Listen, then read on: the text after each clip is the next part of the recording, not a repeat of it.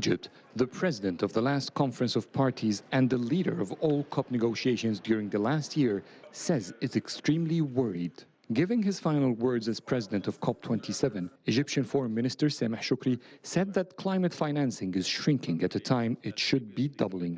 Rather than increasing climate finance from developed countries, actually it's decreasing in relation to the growing needs and the increasing cost of finance in developing countries. The expansion of fossil fuel exploration and production, in particular of coal, in countries that previously committed to substantially phase down.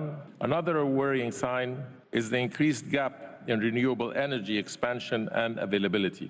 The United Nations climate body UNFCCC too is alarmed.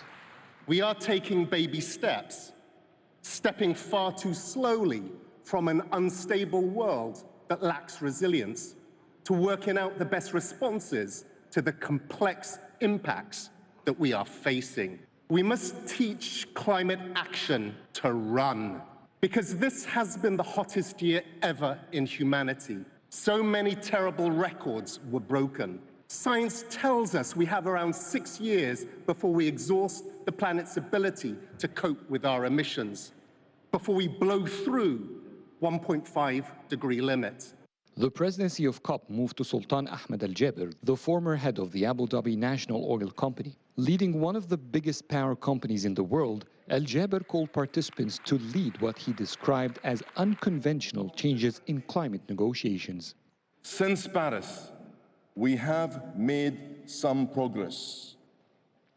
But we also know that the road we have been on will not get us to our destination in time. We must look for ways and ensure the inclusion of the role of fossil fuels. We collectively have the power to do something unprecedented.